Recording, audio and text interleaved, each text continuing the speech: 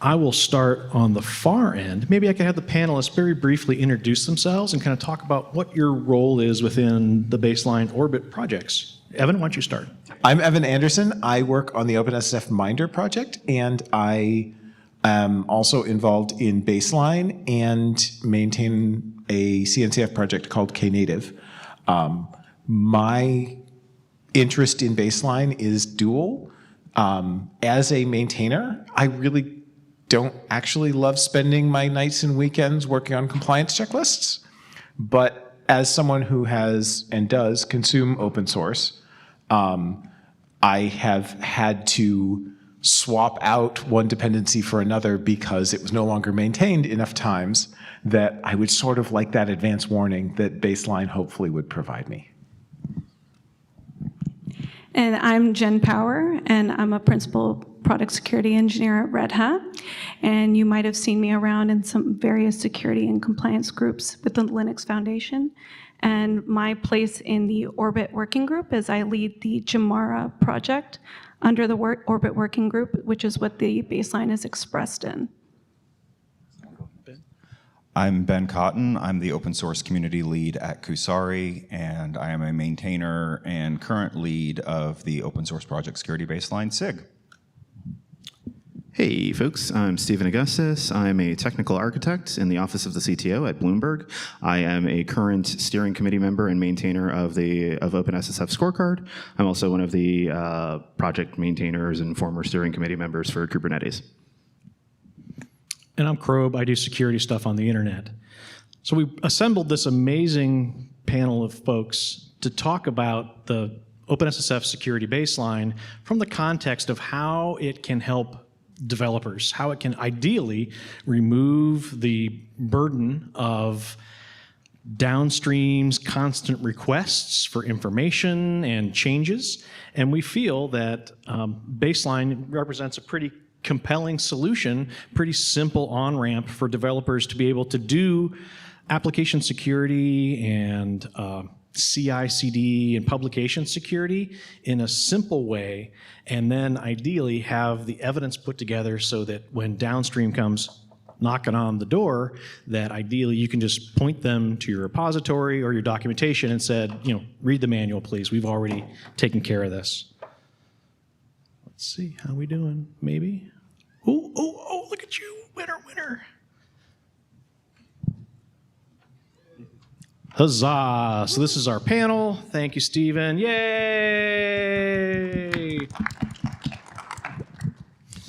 So before our release like a month ago, the Baseline used to have 40 requirements over 8 areas. The group's been working for quite some time, and I believe we've added 10 to 15 more, I think. Not quite that many. Not quite? We added some more. 6 or 8. Okay, so there's under 50 requirements, and they're in 8 different areas of security or management of your project and your infrastructure that supports your project.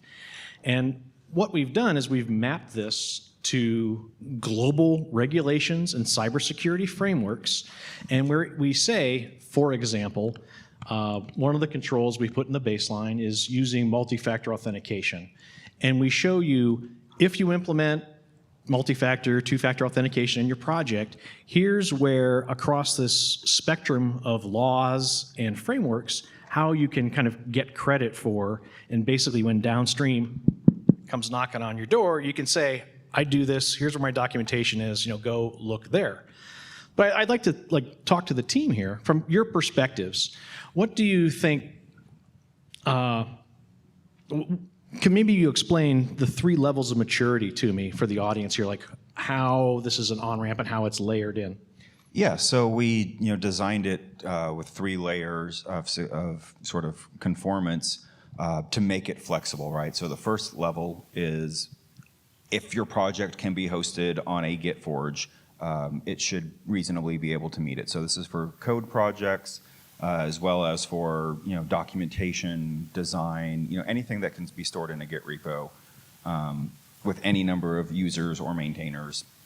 That's the goal. And then when you get to level 2, it's things that are a little more mature, maybe have a handful of maintainers, some small number of users. the idea is you want to have a little higher, level of security, and then you get to the level 3, which is, like you've got huge contributor and user communities, hopefully well resourced in terms of like a foundation or a company backing or lots of donors. And these are sort of like the things that are really like foundationally underpinning the use of computers, and we really would like them to have a good security posture. There's nothing magical about the number of levels, and we've talked about adding more, but 3 is a nice number that people like, and so that's what we've kind of stuck with for the time being. So yeah, I do also appreciate that these levels, they have some parity with, like, we're at KubeCon right now. A lot of you are OpenSSF contributors. So if you've seen Sandbox, Incubated, and graduated levels for both of those foundations, reasonably well map into the baseline levels as well. Mm-hmm. I was going to say, openness first. Yeah. Okay. One of the other things that's a little bit different between baseline and, for example, scorecard is that the levels are really just intended to be, you meet this level or not, as opposed to trying to find a bunch of fine gradations within that. And I think one of the experiences that we've had is that people really want to argue when you give like a small number. Can I get a little higher? Can I get a little lower? And so baseline is really just trying to encapsulate sort of what broad swath you see your project is in, and it's okay for not every project to be level 3. And I really like the incremental nature of it. Like, you start at level 1, and you can work all the way to level 2. And I think just having 3 levels makes it like really simple as a way to, like, essentially a yardstick for your project security. Excellent. So let's get to our topic, why we think baseline is good for maintainers. And what we state, and I feel we've earned that through a couple maintainers going through the process, is baseline provides some direct, actionable advice that helps maintainers understand these are the types of things that downstream desires, or these are the types of things global regulators are going to come ask, hopefully not you, hopefully the manufacturers that embed your projects in their products. But basically, there's a series of questions and things that people are going to be looking for. So let me ask the panel here, from your perspective, out of the under 50 controls, is there a simple baseline control from your perspective that you think really has an outsized impact, based off of the amount of work and the kind of benefits that might provide?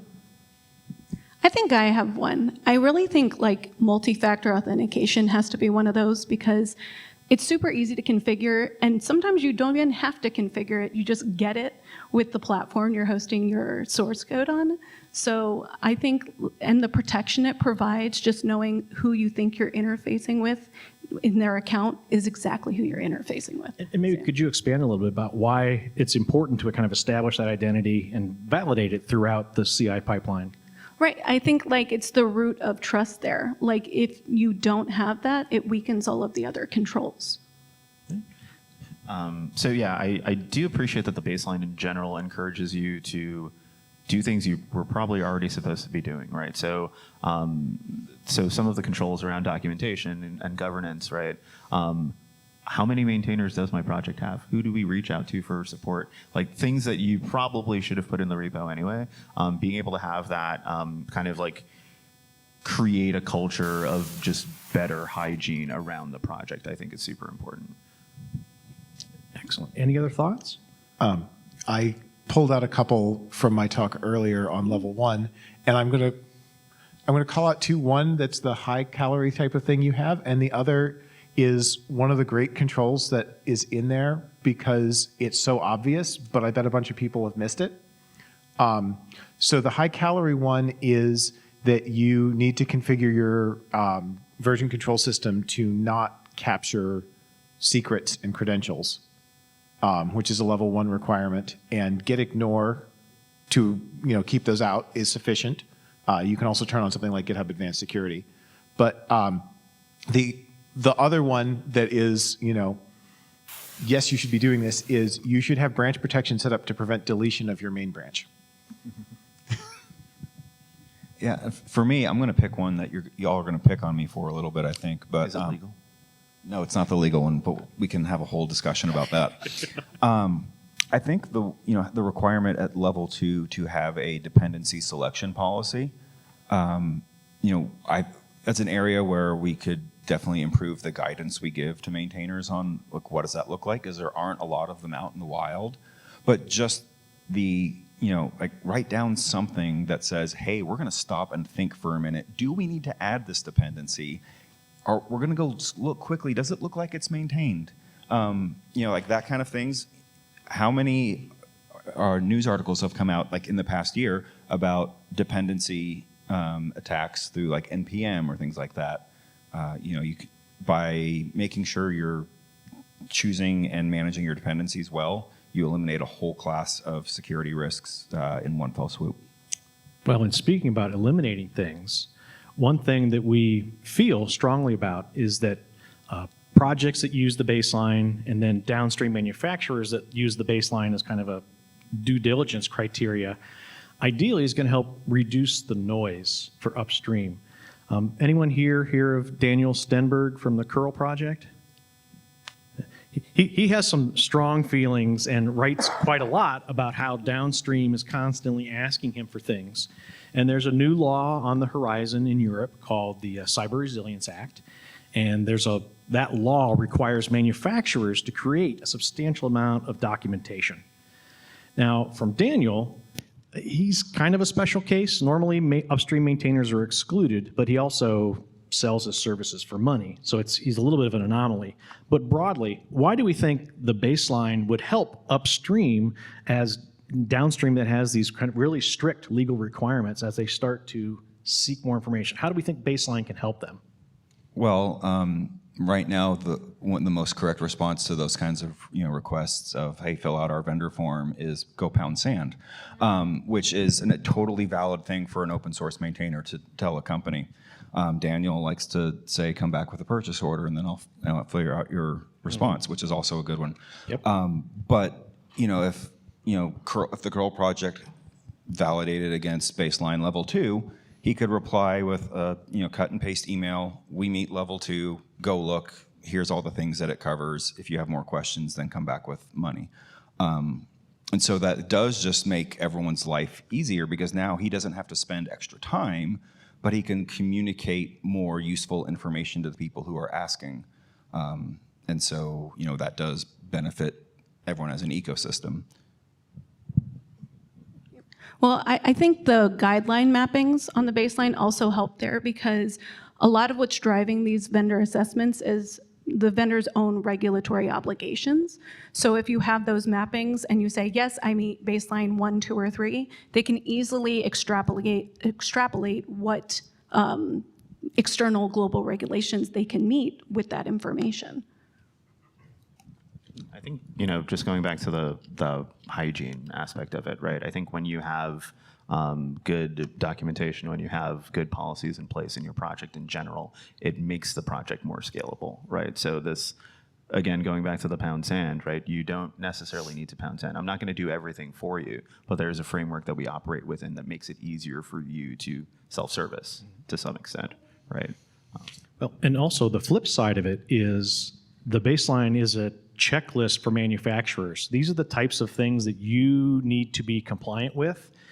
It's also a really great list of things that you potentially could go donate and participate upstream, correct? That was actually going to be my slightly spicy take here, which is I'm okay if Daniel wants to say, we're baseline level 3, but if you want the proof, here's a smaller PO that you can send, and I won't fill out your form, but I'll send you a copy of what we've got. Or, if you're a contributor to curl, maybe you get it for free because you're putting your labor in. But, if it's compliance related, I don't see a problem with companies saying, yeah, we do this, but if you want access, you have to support us in some way. And I do think, to Krob's point, that's something that I've seen a lot of open source projects where they say, we're open to help, please help us. But there's not always a clear knowledge for people who want to help of what kind of help will you accept? What do you need done? And if it's we'd like to achieve level 2 of baseline, here are the things we don't have done yet, then boom, that's easy pickings for somebody who wants to, come in and make a contribution. And ideally, you capture them as ongoing contributors to your community. So let's talk about the global alignment and compliance. The baseline currently maps to things like the EU Cyber Resilience Act, their DORA Banking Act, NIST 2, which is a hyperscaler cloud thing, but it also maps to things like the NIST Secure Software Development Framework.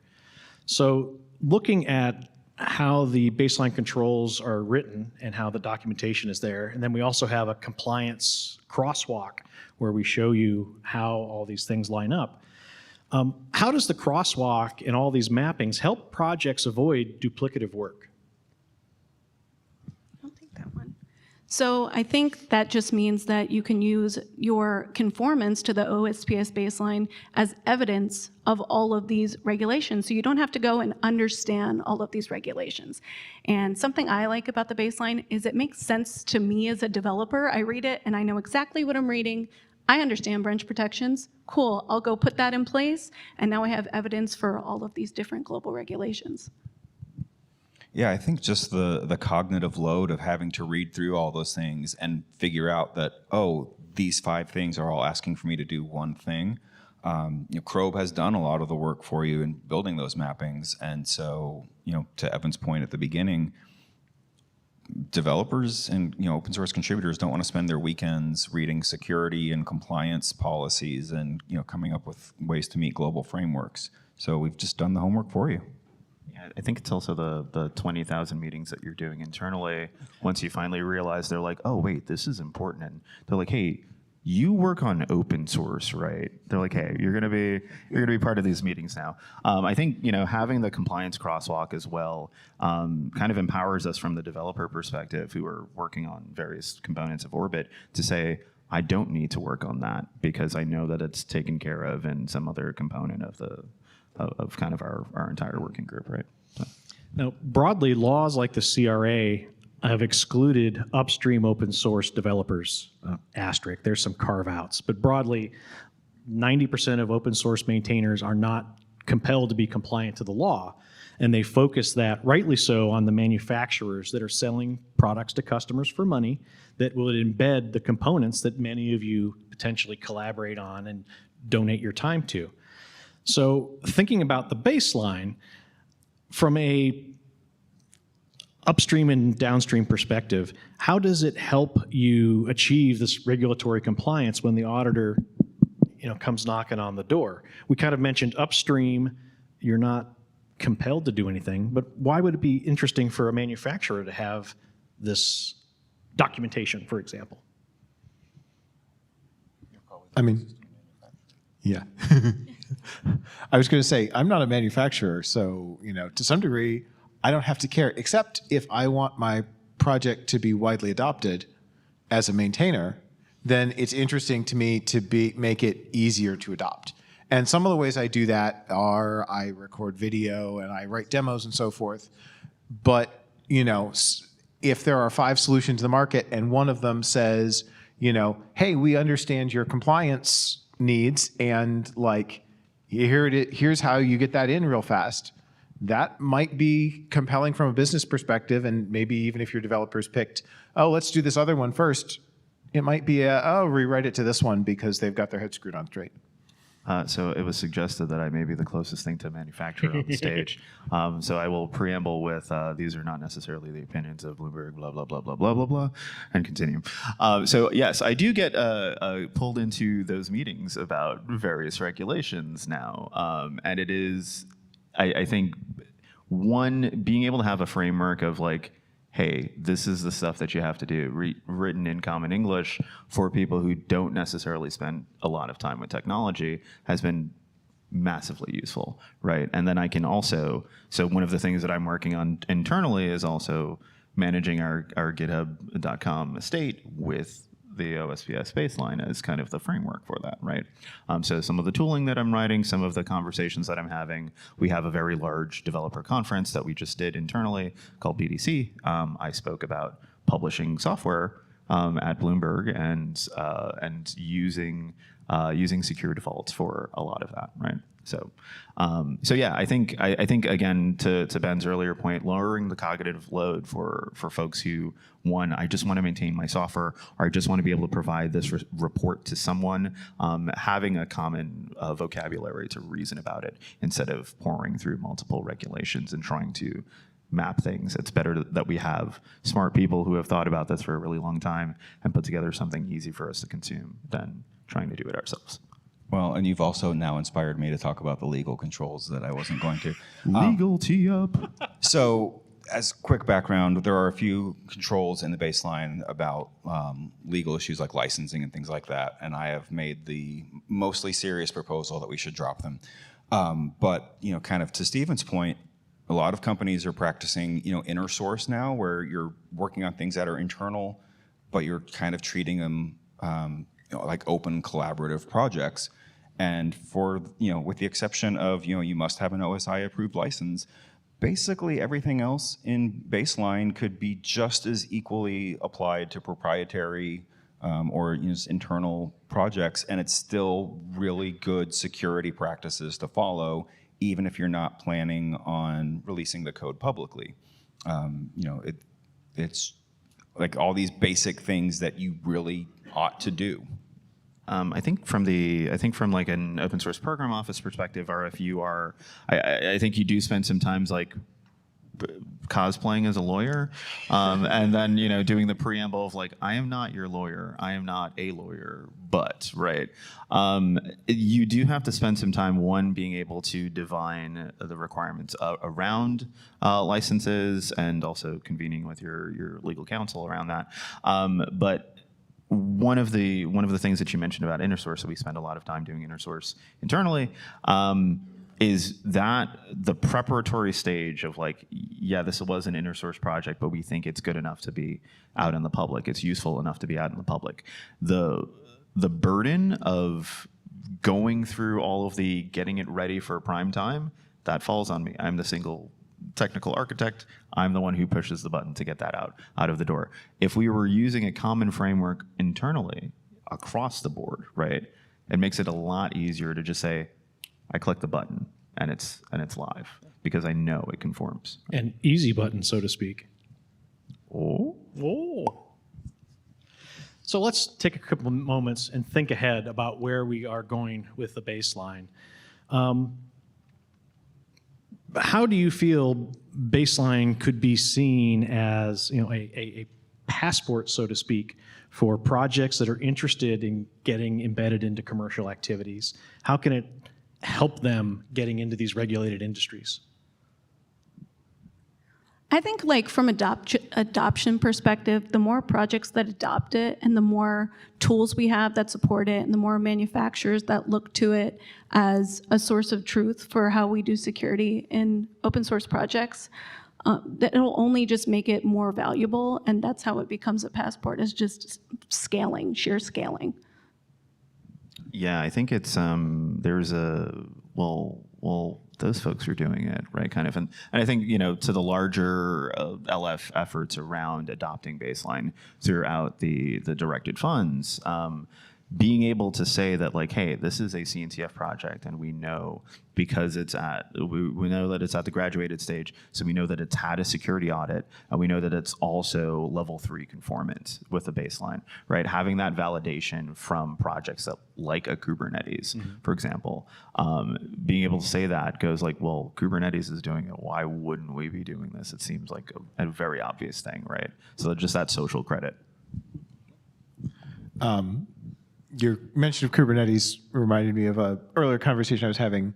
I feel like the baseline levels, not just for manufacturers, but between open source projects, are a great way to communicate, hey, I see myself as this level.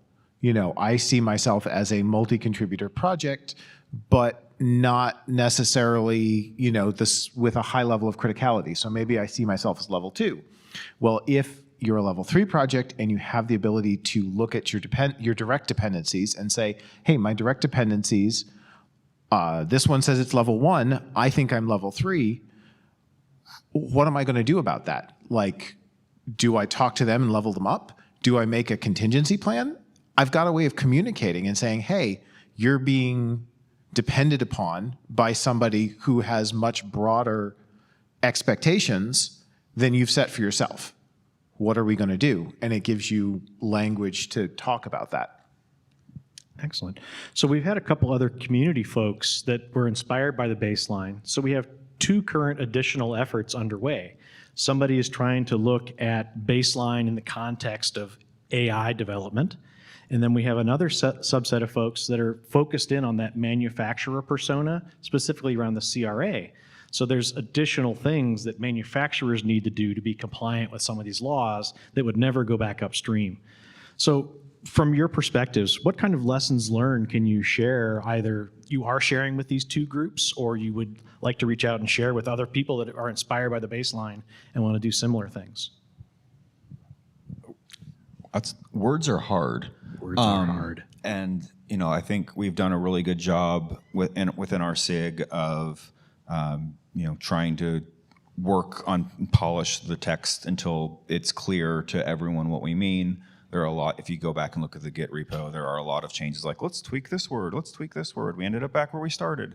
But then also like just getting feedback from people, whether or not they are, sort of experts. Like some of the best feedback we had early on was from a friend of mine who is a DevOps guy, not a security expert. And he said, I don't think I can meet this because of this. I'm like, well, that's not what we meant at all. So like, let's fix that. So just getting that feedback from the people that you want to be using it, and like find out what doesn't make sense to them, because it's probably not as clear as you thought it was. I would say learn to contribute to the core, right? So we have folks in like FinOps who are developing their maturity model for their projects. We've got, again, CNCF is a very popular example. A lot of the directed funds use that as kind of like the signal, right, for what their maturity model should be. OpenSSF, if we were all aligning to a maturity model process, right, being able to bring that back into the baseline project and say, come here. This is where you need to be. You shouldn't be developing standards outside of that. Come here. Right. What I worry about in especially like AI efforts, for example, right, is like, hey, we've done this magical thing, and it's because it's AI that it's like so substantively different from what you're working on. It's not, right? It's not. Come contribute to the core. And even when you think about it from the spec perspective, like the baseline is expressed in Jamara, and having everyone expressing their controls and their control life cycles in that as well, and refining like how we complete these compliance and governance activities would also be super helpful. Can you quickly tell us what Jamara is? I would love to tell you what Jamara is. So, 15 seconds. oh, okay. Quickly layered architecture for defining how we complete compliance and governance activities. It's a Go library and a set of schemas. Last word, Evan? Oh, well, I was just going to say that I feel like one of the big lessons that Baseline learned that I would repeat is the focus on defining the controls that need to be in place without defining the mechanisms you use to implement those controls. And so, whether you are Kubernetes and you're using a lot of Prow, or whether you are a new project that's using a lot of GitHub Actions, or whether you're using BuildKite or something else, you need to do these things. We don't care how, as long as you do get these controls in place. So if you're curious about the baseline project, any of the Orbit tools, or compliance in general, feel free to reach out to any of us, and I would welcome you all to thank our panelists. Excellent session, folks. Thank you. Thank you, group.